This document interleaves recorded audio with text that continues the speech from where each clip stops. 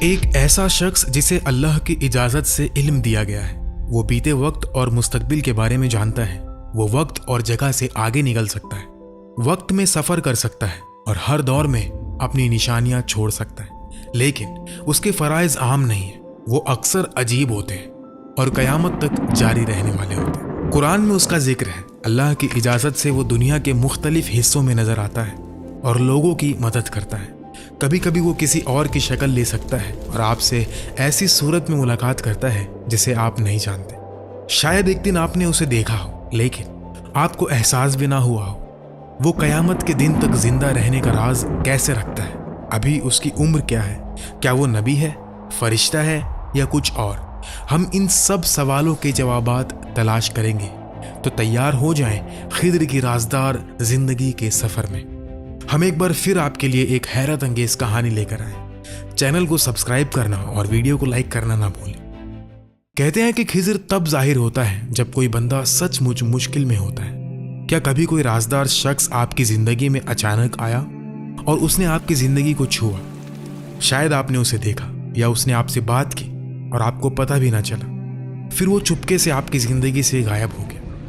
میں کسی افسانی کہانی یا داستان کے شخص کی بات نہیں کر رہا، یہ ایک حقیقی شخص ہے جس کا ذکر قرآن اور دوسری مقدس کتابوں میں ہے۔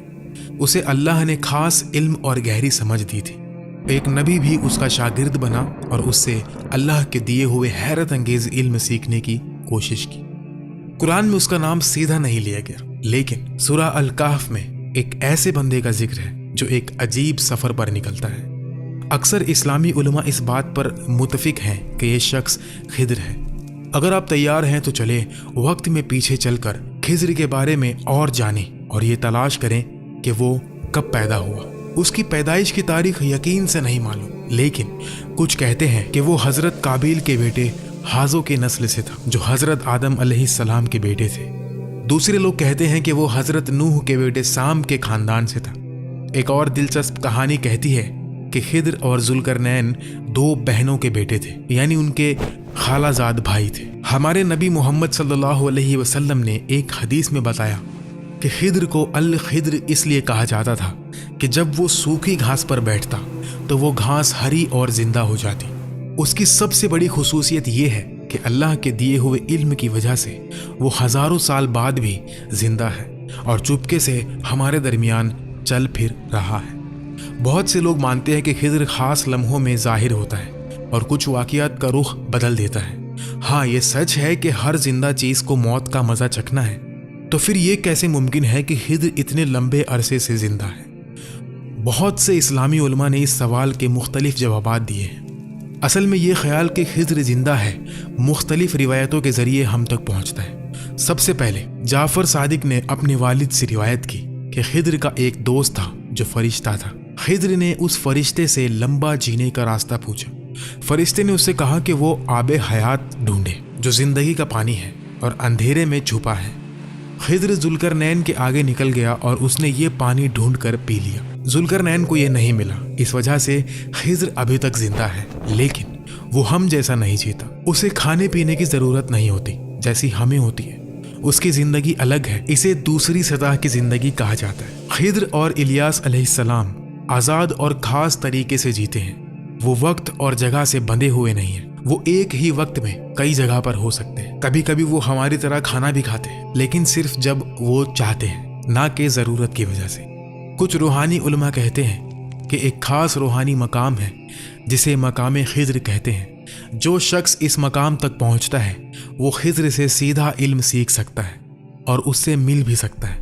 خضر مشکل وقت میں لوگوں کی مدد کرتا ہے، ان کے مسائل حل کرتا ہے۔ اللہ کی اجازت سے وہ ایک ہی وقت میں کئی جگہ ظاہر ہو سکتا ہے اور لوگوں کی مدد کرتا ہے۔ وہ ان لوگوں کا ساتھ دیتا ہے جو اللہ کی اطاعت کرتے ہیں اور اس کے راستے پر چلتے ہیں۔ اس کی مدد ایسی جگہ سے آتی ہے جہاں سے لوگوں کو امید بھی نہیں ہوتی اور اکثر لوگوں کو پتہ بھی نہیں چلتا۔ وہ کسی اور شخص کی شکل بھی لے سکتے ہیں۔ خضر کے پاس اللہ کا دیا ہوا خاص علم ہے جسے علم لدونی یا علم غیب کہا جاتا ہے۔ اس میں بیتے ہوئے اور آنے والے وقت شامل ہے۔ یہ علم کتابوں سے نہیں سیکھا جا سکتا، یہ اللہ کا انعام اور رحمت ہے۔ خضر کو یہ علم دیا گیا ہے۔ ایک روایت کے مطابق البراء نے بتایا کہ دنیا میں 4 انبیاء زندہ ہیں اور وہ زمین کے لوگوں کے لیے حفاظت کا ذریعہ ہیں۔ 2 زمین پر ہیں، خضر اور الیاس علیہ السلام، اور 2 آسمان میں ہیں، عیسیٰ اور ادریس علیہ السلام۔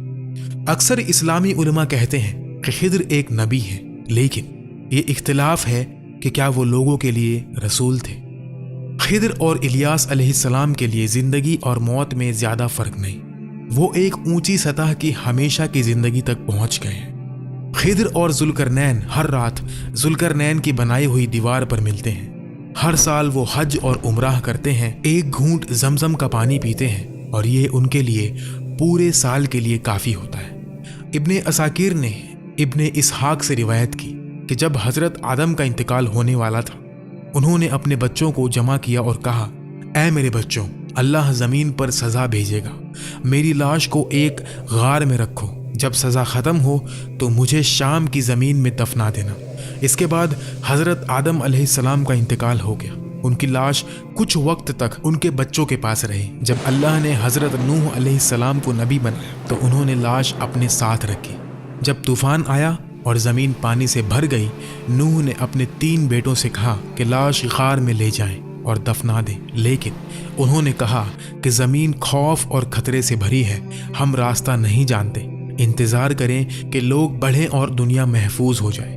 نوح نے جواب دیا، آدم نے اللہ سے دعا کی تھی کہ جو اسے دفنائے وہ قیامت تک زندہ رہے، پھر بھی لاش ویسے ہی رہی جب تک خضر نہیں آئے۔ خضر نے آدم علیہ السلام کو دفنایا اور اس وجہ سے اللہ نے اسے جب تک وہ چاہے زندہ رہنے کی اجازت دی۔ جیسے کہ پہلے بتایا، خضر مختلف لوگوں کی شکل لے سکتا ہے۔ ایک بڑے اسلامی عالم امام ربانی نے اپنی کتابوں میں لکھا کہ ایک صبح انہوں نے خضر اور الیاس علیہ السلام کو روحانی شکل میں دیکھا۔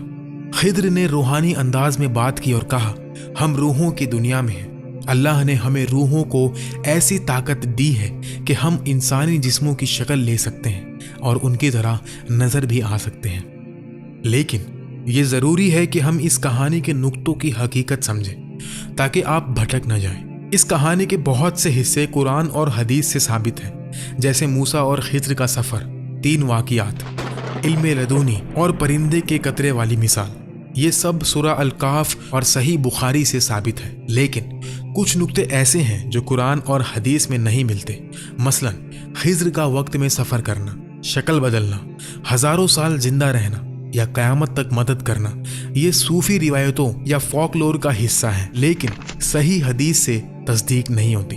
اسی طرح خضر کے قابیل یا سام کے نسل سے ہونا، ذوالقرنین کے ساتھ کزن ہونا، آب حیات پینا، آدم کی لاش دفنانا یا ہر رات ذوالقرنین کی دیوار پر ملنا، یہ سب اسرائیلیت یا ویک روایت ہے جو قرآن اور حدیث میں نہیں ہے۔ 4 زندہ نبیوں کا نقطہ بھی اختلافی ہے، صرف حضرت عیسیٰ علیہ السلام کا زندہ ہونا صحیح ہے۔ ہم نے یہ سب اس لیے بتایا تاکہ آپ قرآن اور سنت کی روشنی میں سچ جانیں، جو صحیح ہے اس پر یقین کریں اور جو روایت یا کہانی ہے اسے دلچسپ داستان کے طور پر سن لیں، لیکن یقین کے لیے صرف قرآن اور حدیث کو اپنائیں۔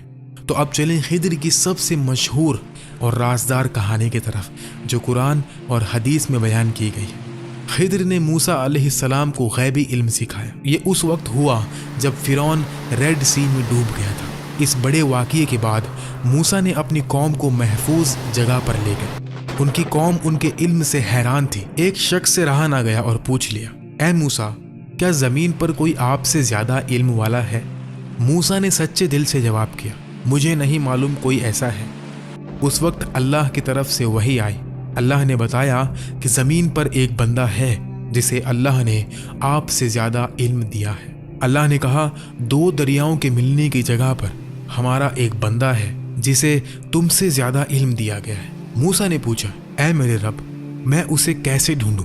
اللہ نے کہا، ایک مچھلی اپنے ساتھ لے جاؤ اور اسے ٹوکری میں رکھو، جہاں مچھلی غائب ہو جائے وہاں میرا بندہ ہے۔ اکثر اسلامی علماء اس بات پر متفق ہیں کہ قرآن میں ذکر کیا گیا یہ بندہ خضر ہے۔ تو موسیٰ اپنے جوان مددگار یوشع کے ساتھ 2 دریاؤں کے ملنے کی جگہ کے لیے نکل پڑے۔ لمبے سفر کے بعد وہ ایک چٹان کے پاس رک کر آرام کرنے لگے۔ وہاں وہ سو گئے۔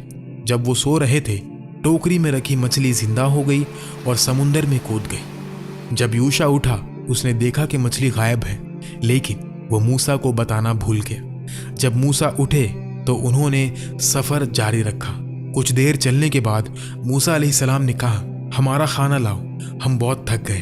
तब यूशा को मछली याद आई और उसने कहा, मछली गायब हो गई, मैंने देखा लेकिन आपको बताना भूल गया। मूसा फौरन खुश हुए और बोले, यही वो जगह है जिसे हम ढूंढ रहे थे। वो वापस उस चट्टान के पास गए। वहां से थोड़ी दूर एक शख्स दिखा जो चद्दर लपेटे हुए अपने आसपास देख रहा था। वो शख्स खिद्र था। मूसा उसके पास गए और बोले, मैं मूसा हूँ। खिद्र ने जवाब दिया, तो तुम मूसा हो, जैसे कि उसे पहले से मालूम था कि मूसा उसे ढूंढ रहे हैं। मूसा अलैहिस्सलाम ने पूछा, क्या तुम वही हो जिसके बारे में अल्लाह ने बताया कि तुम्हारे पास वो इल्म है जो मेरे पास नहीं? खिद्र ने कहा, हाँ ये सच है, अल्लाह ने मुझे ऐसा इल्म दिया जो तुम्हारे पास नहीं। मूसा ने जोश से कहा, क्या मैं तुम्हारे साथ चल सकता हूँ ताकि तुम्हारा इल्म सीख सकूं? खिद्र ने जवाब दिया, तुम मेरे साथ सब्र नहीं कर सकोगे, जो कुछ मैं करूंगा तुम उसे समझ नहीं पाओगे। मूसा ने जिद की और कहा, इंशाअल्लाह तुम मुझे सब्र करते हुए पाओगे, मैं तुम्हारे खिलाफ नहीं जाऊंगा। खिद्र ने एक शर्त पर मंजूर किया, मुझसे किसी चीज के बारे में सवाल मत करना जब तक मैं खुद उसकी वजह ना बताऊं। मूसा ने मंजूर किया। उन्होंने यूशा को पीछे छोड़ा और दोनों सफर पर निकल पड़े। ये वही मशहूर सफर है जिसका कुरान में जिक्र है। पहला वाकयात एक कश्ती के सफर के दौरान हुआ। वो एक कश्ती पर सवार हुए जो गरीब लोगों की थी। अचानक खिद्र ने कश्ती में सुराख कर दिया, पानी अंदर आने लगा। मूसा हैरान रह गए और बोले, ये क्या कर रहे हो? क्या तुम इन लोगों को डुबाना चाहते हो? खिद्र ने सुकून से याद दिलाया, क्या मैंने नहीं कहा था कि सब्र करो और सवाल ना करो? मूसा ने माफी मांगी और कहा कि वो अपना वादा भूल गए। उन्होंने दोबारा सब्र का वादा किया और सफर जारी रखा। अगला वाकया और भी हैरत अंगेज था। सफर के दौरान वो एक गांव में पहुंचे, लेकिन वहां के लोग ठंडे और नामेहमान थे। किसी ने उन्हें खाना या रहने की जगह नहीं दी। गांव से गुजरते हुए खिद्र ने अचानक एक जवान लड़के को कत्ल कर दिया। ये देखकर मूसा को गहरा सदमा लगा। वो खुद को रोक ना सके और गुस्से में बोले, ये क्या किया? एक मासूम बच्चे को कैसे कत्ल कर सकते हो? खिद्र ने फिर याद दिलाया, क्या मैंने नहीं कहा था कि मेरे काम के बारे में सवाल ना करो जब तक मैं खुद वजह ना बताऊं? फिर उन्होंने कहा, यह तुम्हारी आखिरी चेतावनी है, अगर तुमने दोबारा सवाल किया तो हमारा सफर यहीं खत्म हो जाएगा। मूसा अलैहिस्सलाम ने सच्चे दिल से माफी मांगी और वादा किया कि अब वो कुछ नहीं पूछेंगे और सब्र करेंगे। उन्होंने सफर जारी रखा। बाद में वो एक दीवार के पास पहुंचे जो गिरने वाली थी। खिद्र अलैहिस्सलाम ने बिना किसी के कहने के उस दीवार को ठीक किया और मजबूत कर दिया। मूसा फिर हैरान हुए और बोले, तुमने इतनी मेहनत की, कम से कम कोई मजदूरी तो मांग लेते। इस वक्त खिद्र रुक गए। उन्होंने मूसा की तरफ देखा और बोले, ये वो जगह है जहां हम अलग हो रहे हैं। ऐ मूसा, मैंने कहा था कि तुम मेरे साथ सब्र नहीं कर सकोगे। फिर जैसे कि वादा था, उन्होंने तीनों वाकयात की हकीकत बयान करनी शुरू की। खिद्र ने मूसा अलैहिस्सलाम से कहा, अब मैं तुम्हें उन 3 वाकयात की वजह बताता हूँ जिनके साथ तुम सब्र ना कर सके। पहला, वो कश्ती जो मैंने तोड़ी वो गरीब लोगों की थी जो उससे अपना गुजारा बसर करते थे। लेकिन आगे एक जालिम बादशाह था जो हर अच्छी कश्ती जबरदस्ती ले लेता था। अगर कश्ती ठीक होती तो बादशाह उससे छीन लेता। इसलिए मैंने उसमें छोटा सा नुकसान किया ताकि वो उससे बचा रहे। दूसरा, वो लड़का जो मैंने कत्ल किया वो अपने मोमिन वालिदैन के लिए आगे जाकर बहुत दुख का सबब बनने वाला था। वो उन्हें बगावत और कुफ्र की तरफ ले जाता। अल्लाह ने उसके बदले में जो उनके लिए सुकून का सबब बने, ये मैंने अल्लाह के हुक्म से किया। तीसरा, वो दीवार जो मैंने ठीक की वो गांव के 2 यतीम लड़कों की थी। उसके नीचे एक खजाना था जो उनके लिए महफूज था। अगर दीवार गिर जाती तो दूसरे लोग खजाना ले लेते। तुम्हारा रब चाहता था कि जब वो लड़के बड़े हों तो वो खजाना खुद पाएं, इसलिए मैंने दीवार ठीक की, ये भी अल्लाह के हुक्म से। फिर खिद्र ने कहा, मैंने ये सब अपनी मर्जी से नहीं किया, ये वो काम थे जो मेरे रब ने मुझे दिखाए। ये थी उन चीज़ों की असली वजह जिन पर तुम सब्र ना कर सके।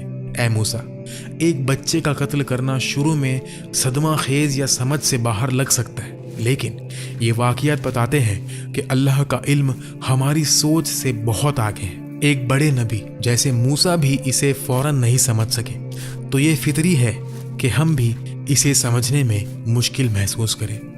خضر اللہ کا ایک خاص بندہ تھا جسے اللہ نے غیبی علم دیا۔ اس الہی علم کے ذریعے خضر وہ سچائی دیکھ سکتا ہے جو ہم نہیں دیکھ سکتے، اور انسانی قابلیت سے آگے کا کام کر سکتا ہے۔ جب دو دریاؤں کے ملنے کی جگہ پر ایک چھوٹا سا پرندہ سمندر کے کنارے آتا ہے اور اپنی چونچ سے ایک قطرہ پانی لیتا ہے، خضر یہ موسیٰ کو دکھاتا ہے اور کہتا ہے، اے موسیٰ، اس پرندے کی چونچ میں جو قطرہ ہے وہ ہمارے علم کی طرح ہے، اور باقی جو سمندر ہے یہ پورا اللہ کے علم کی طرح ہے۔ یہ لمحہ ایک بہت طاقتور مثال ہے جو بتاتا ہے کہ ہمارا علم کتنا محدود ہے اور اللہ کا علم کتنا عظیم ہے۔ اللہ کے رسول نے ایک حدیث میں کہا، اللہ موسیٰ پر رحمت کرے، کاش وہ خضر کے ساتھ صبر کرتے اور ہمیں ان کے سفر کے بارے میں اور بتاتے۔ میں کتنا چاہتا کہ ایسا ہوتا، اور باقی اللہ بہتر جانتا ہے۔ ہر چیز چاہے زندہ ہو یا غیر زندہ اس کائنات میں ایک کام کے لیے بنائی گئی ہے، یہاں تک کہ چھوٹا سا سیل بھی اپنی جگہ جانتا ہے اس مکمل نظام میں۔ خضر علیہ السلام کو فطرت کے توازن کی ذمہ داری دی گئی ہے۔ اسرائیل علیہ السلام کو روحیں لینے کا کام دیا گیا ہے۔ پتھر، بارش، درخت اور چھوٹے سے کیڑے سب کا ایک خاص کام ہے۔ کائنات میں ہر چیز مکمل ترتیب سے کام کرتی ہے ان لوگوں کے ذریعے جنہیں اللہ نے مقرر کیا ہے، اور جو واقعات ہمیں برے لگتے ہیں وہ بھی اس الہی نظام کا حصہ ہوتے ہیں۔ کبھی ہم سوچتے ہیں کہ وائرس دنیا میں پھیل گیا اور ہم مر رہے ہیں، یا جنگوں میں بچے اپنی جان گنوا رہے ہیں۔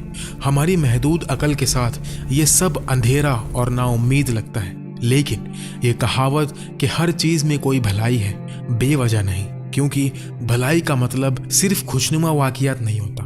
کبھی ہم ایسے حالات کے سامنا کرتے ہیں جو برے لگتے ہیں، لیکن اگر ہم کہیں کہ اللہ نے اس کے پیچھے کوئی وجہ رکھی ہے، بھلے ہی ابھی ہم نہ سمجھیں، تو اللہ ہمیں اس کی چھپی ہوئی حکمت دکھانا شروع کر دیتے ہیں۔ لیکن اگر ہم ایسے واقعات کا سامنا نا امیدی سے کریں تو حکمت دیکھنا اور بھی مشکل ہو جاتا ہے۔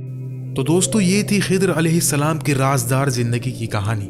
اگر آپ کو یہ ویڈیو پسند آئی تو لائک اور سبسکرائب ضرور کریں، اپنی دعاؤں میں ہمیں یاد رکھیں، اور اگر آپ کا کوئی تجربہ یا سوال ہے تو کمنٹ میں شیئر کریں۔ اللہ ہمیں حق سمجھنے کی توفیق دے۔